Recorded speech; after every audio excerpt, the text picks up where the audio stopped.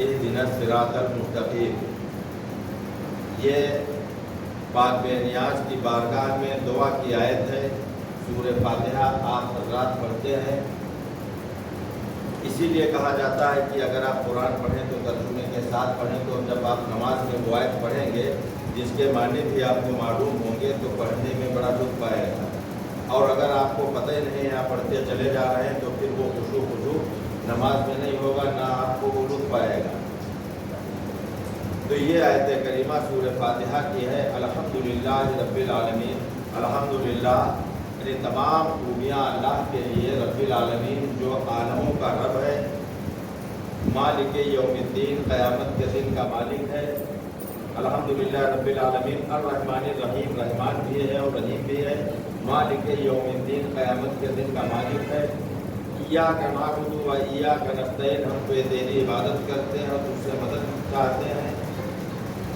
اہدنا الصراط المستقیم، ہم کو اس راستے پر چلا، ہم کو اس راستے پر قائم رکھ جس پر جو سیدھا راستہ ہے۔ کون سا راستہ؟ اہدنا الصراط المستقیم، ہم کو صراط مستقیم پر قائم رکھ، سیدھے راستے پر قائم رکھ۔ صراط الذین انعمت علیہم، وہ راستہ جس پر تیرا انعام ہے۔ صراط الذین انعمت علیہم غیر المغضوب علیہم ولا الضالین، اور اس راستے پر نہیں جس پر تیرا غضب ہے، تیرا عذاب ہے۔ تو اسی سورہ فاتحہ کی آیت پڑھی کہ اہدنا الصراط المستقیم، ہم کو سیدھے راستے پر قائم رکھ۔ تو اب ہم کو سیدھا راستہ جاننے کے لیے بھی دیکھنا ہوگا اپنے بزرگوں کو، اللہ کے اولیاء اکرام کو، کہ جس راستے پر اللہ کے ولی چلے وہی تو سیدھا راستہ ہے۔ سیدھے راستے پر جہاں ہم آپ بیٹھے قرب میں آستانہ حضرت حافظ محمد مختار المعروف چھیدا میاں رحمۃ اللہ تعالیٰ علیہ کا ہے، تو حضرت چھیدا میاں نے جو راستے پر چل کر دکھایا یہی تو سیدھا راستہ ہے۔ سیدھے راستے پر چلنے کی ہم دعا کرتے ہیں کہ سیدھے راستے پر ہم کو اللہ تعالیٰ چلائے، سیدھے راستے پر قائم رکھے۔ تو جو غریب نواز خواجہ معین الدین چشتی اجمیری رحمۃ اللہ تعالیٰ علیہ نے بتایا وہی سیدھا راستہ ہے۔ جو وہاں کے ظالم راجہ نے چل کر بتایا جس پر وہ سیدھا راستہ نہیں تھا، بلکہ سلطان ہند نے جو راستہ بتایا وہ سیدھا راستہ ہے۔ اور سلطان ہند نے کیا بتایا؟ سلطان ہند نے بتایا شاہ است حسین، بادشاہ است حسین، دین است حسین، دین پناہ است حسین، سرداد نداد دست دست یزید، حقا کی بنائے لا الہ است حسین۔ تو یہ جو بتایا غریب نواز نے، یہ سیدھا راستہ ہے۔ اب اگر کوئی آدمی سیدھے راستے پر چلنا ہی نہ چاہے تو پھر یقیناً اس کی نظر میں یہ ربائی کے مصرے بھی غلط ہوں گے۔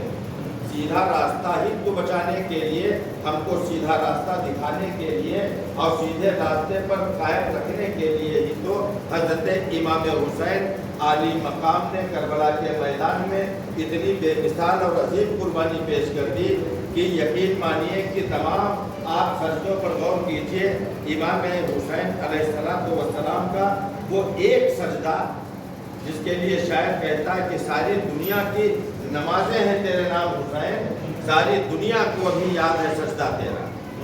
اس لیے یاد ہے کہ جب میرے اور آپ کے بادشاہ حسین نے کربلا کی تپتی ہوئی ریت پر سیدھے راستے کو بچانے کے لیے اللہ کے حضور سجدہ کیا اور سجدے میں سر کو رکھا اور زبان ولایت سے فرمایا سبحان ربی الاعلیٰ، اے رب تو ہی اعلیٰ ہے، تو ہی پاک ہے، تو ہی تو ہے۔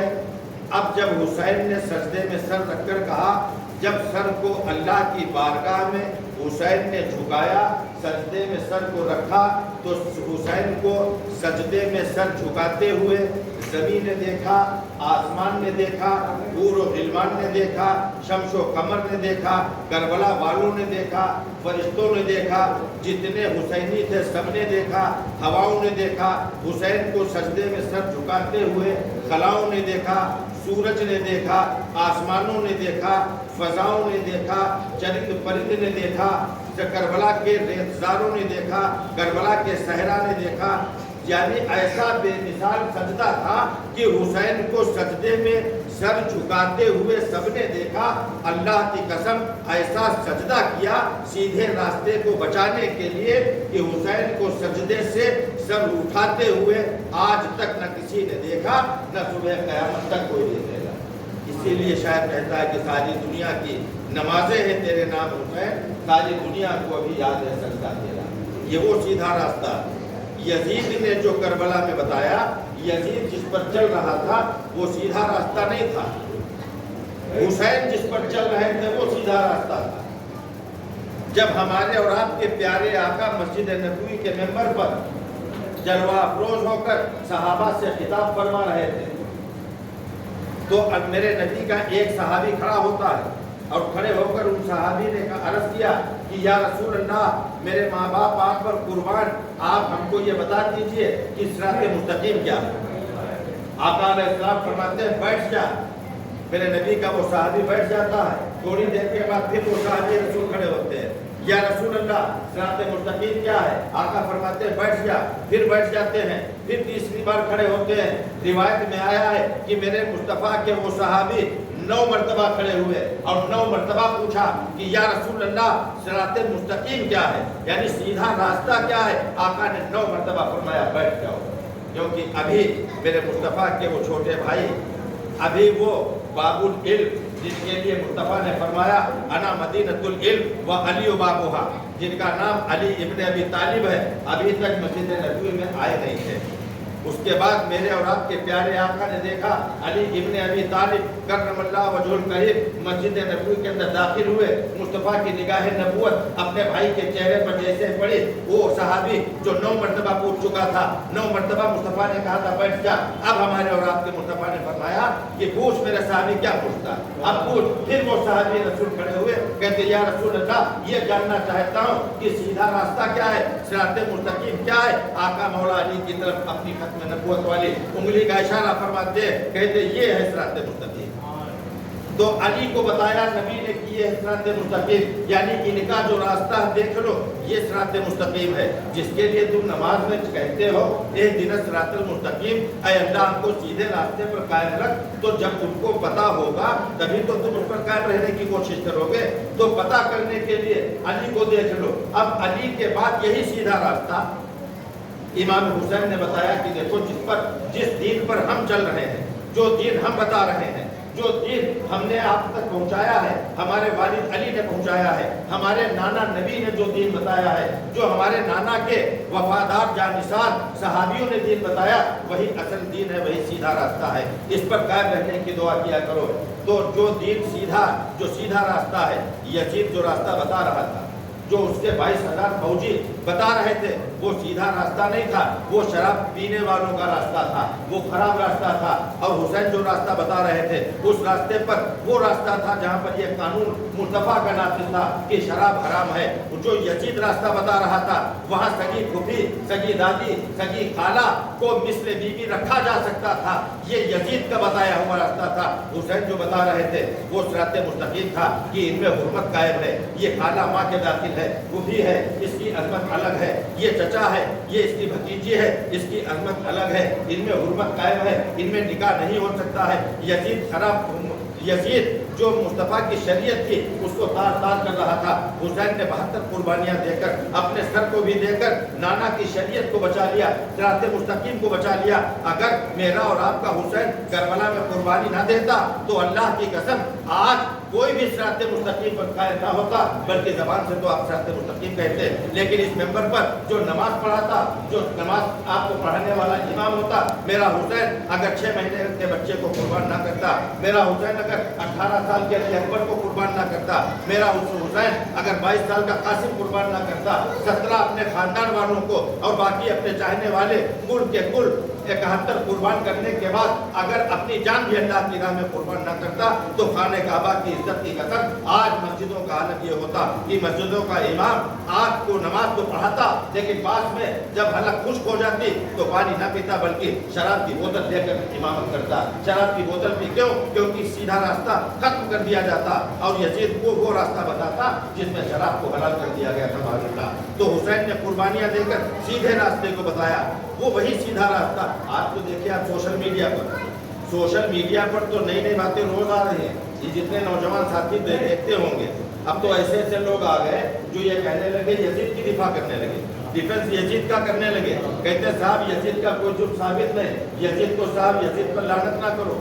अब जब बताओ कि आज ये लोग कह रहे हैं कि यजीद बेकसूर था, यजीद की गलती नहीं थी, जबकि हमने जो हिस्ट्री पढ़ी उसमें यजीद का एक ही बेटा था यजीद का, जिसका नाम था माविया बिन यजीद। जब यजीद मर गया वास्ले जहन्नम हो गया, और वो भी कैसे हुआ? इधर करबला के मैदान में जब सब शहीद हो गए, 72 शहादतें हो गई, अब 72 लाशें पड़ी हुई थी। उसके बाद जो यजीदी मरे थे, जिनको हुसैनियों ने कत्ल किया था, उन यजीदी फौजियों की नमाज जनाजा भी पढ़ाई उन यजीदियों ने, और नमाज जनाजा पढ़ाकर उनकी तदफीन की, फिर चले गए। 72 लाशें पड़ी हुई थी, जिनको बाद में हुजूर के चाहने वाले ईमान वालों ने पड़ोस के गांव से आकर उनको दफन किया। फिर यजीद ने एक हुक्मनामा भेजा कि अब तुम लोग यहाँ से मदीने चले जाओ। सारी की सारी फौज मदीने चली गई।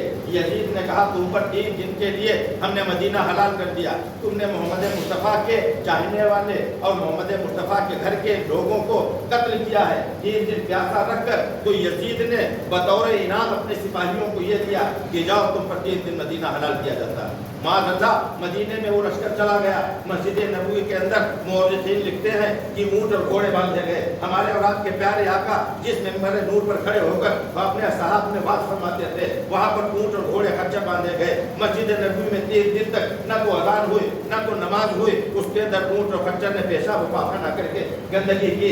एक मेरे नबी का सहाबी अपनी जान बचाने के लिए मुर्तबा के सब्ज़ गुंबद के अंदर छुप जाता है। वो सहाबी रसूल फरमाते हैं कि 3 दिन तक मस्जिद नबवी में ना अज़ान हुई ना तो नमाज हुई, लेकिन मेरे मुस्तफ़ा का वो सहाबी फरमाता है, कहता मेरे वो सहाबी कहते हैं कि जब अज़ान का वक्त होता था तो मेरे आका के सब्ज़ गुंबद से अज़ान की आवाज़ आती थी। 1 दिन तक 10,000 सहाबा मेरे नबी के वफादार सहाबियों का कत्ल किया उन फौजियों ने। यजीदी फौजियों ने यजीद के हुक्म से उनका कत्ल किया। सहाबा इकराम के घरों की लड़कियों को निकाल कर आबरू रेज़ी की गई। तारीख ये कहती है 1000 से ज़्यादा कवाली लड़कियां हामिला हो गई।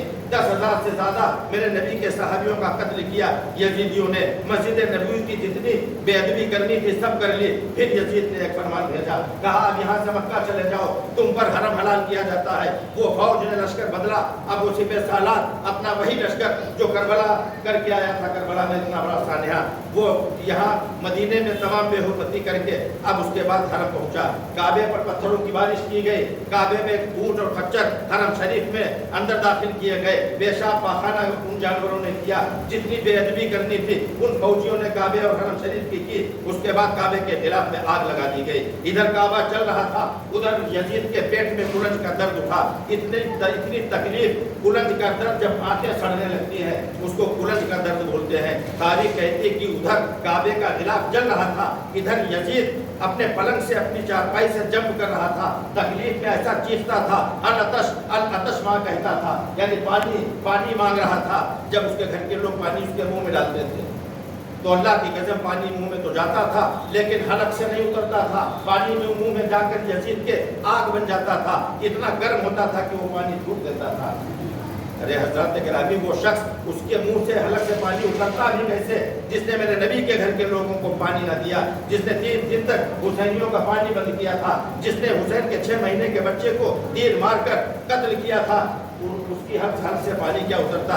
अब उसके बाद जब वो ज़्यादा छटपटाने लगा, घर वालों ने चारपाई में बांध दिया कि और इसी कंडीशन में तारीख में लिखा उधर काबा जल रहा था, इधर यजीद के कुलंज के दर्द में, प्यास की शिद्दत में इतना तड़प रहा था और इतना चीख रहा था कि राहगीर जब निकलते थे बाहर से तो वो राहगीर ये नहीं जान पाते थे कि कोई इंसान चीख रहा था, बल्कि तारीख लिखने वालों ने लिखा है कि यजीद ऐसे चीख रहा था कि ऐसा लगता था, बाहर से जब कोई सुनता था तो ऐसा लगता था कि जब कोई शिकारी जंगली खंजीर के जब भाला मारता है तो वो जंगली खंजीर जिस तरह से चीखता है, यजीद उसी तरह से चीख रहा था। और कमबख्त मलऊन उसी तरह प्यास की शिद्दत में चीख कर वास्ते जहन्नम हो गया। उसके बाद उसका एक बेटा था माविया बिन यजीद, उसको तख्त नशीन किया जाता है। तख्त पर कुछ दिन वो बैठता है। माविया बिन यजीद अब बेटा यजीद का है। कुछ दिन के बाद वो तख्त से उतरा, उतरने के बाद उसने अपने लोगों से कहा, दरबारियों से कहा कि मैंने इस तख्त पे चंद दिन गुजारे, मुझको इसमें कोई लज्जत नहीं मिली, इस हुकूमत में मुझको लज्जत नहीं मिली, इसलिए कि जिस तख्त पर तुमने मुझको बैठाना है, इस तख्त की बुनियाद मोहम्मद मुस्तफ़ा के घर वालों के खून पर रखी है, लिहाजा मैं इस तख्त पर नहीं बैठूंगा। मेरा बाप गलत था, उसने हुसैन से जंग की, ये उसका हक नहीं था, लिहाजा मैं इस तख्त पर, इस ताज पर, इस हुकूमत पर थूकता हूँ। यजीद के उस बेटे ने तारीख में लिखा है, सिर्फ मुंह से कहा नहीं, अल्लाह की कसम, जिस पर उसका बाप बैठता था बाकायदा उसने अपने मुंह से उस पर थूक दिया, और थूकने के बाद निकल कर दरबार से चला गया, और जाने के बाद जंगलों में जाकर गुम हो गया, फिर जिंदा मुर्दा किसी को खबर ना हुई। हमने पढ़ा था वही एक बेटा था, तो वो तो ऐसा निकला जिसने यजीद की औकात पर थूक दिया था। आज न जाने कितने यजीद के बेटे टहल रहे हैं जो यजीद की दिफा कर रहे हैं। कोई अमीरुल मोमिनीन कह रहा है, कोई कह रहा वो हक पर था, कोई कहता हुसैन और यजीद की लड़ाई हक और बातिल की लड़ाई नहीं थी, हुसैन और यजीद की लड़ाई हुकूमत की लड़ाई थी। हुसैन अगर हुकूमत के लिए लड़ाई लड़ने के लिए जाते तो अपनी बहन ज़ैनब को, अपनी बीवी शहरबानों को, अपने 6 महीने के बच्चे को जंग में लेकर नहीं जाते, बल्कि मदीने से हजारों का लश्कर लेकर जाते। अगर मेरे हुसैन इशारा कर देते तो मदीने में इतने सहाबा मौजूद थे, इतने उस वक्त सहाबी मौजूद थे मेरे मुस्तफा के, जिन्होंने नबी की ज़बान को चूसता हुआ हुसैन देखा था, जिन्होंने नबी के सीने पर खेलता हुआ हुसैन देखा था, जिन्होंने नबी के कांधे पर बैठकर ईदगाह का सफर करता हुआ हुसैन देखा था।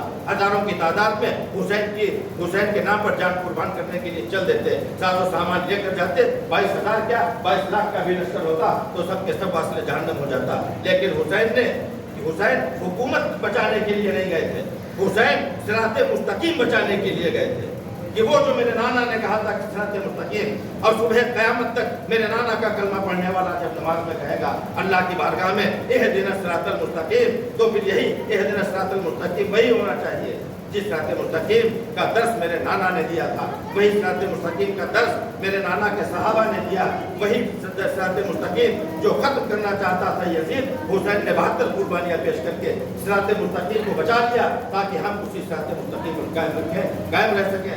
अल्लाह तबारक तआला से दुआ है कि अल्लाह तबारक तआला जो लोग यजीद को सही मानते हैं, कल क़यामत के दिन जहाँ यजीद को मौला भेजना, उन लोगों को वही भेज देना। और मेरे मालिक, मेरे माबूद, तुझे अपने महबूब की 5 जुल्फों का वास्ता, कल क़यामत के दिन तू हमको हुसैन के साथ उठाना, और जहाँ पर हुसैन को भेजना उनके गुलामों में हमको भेज देना।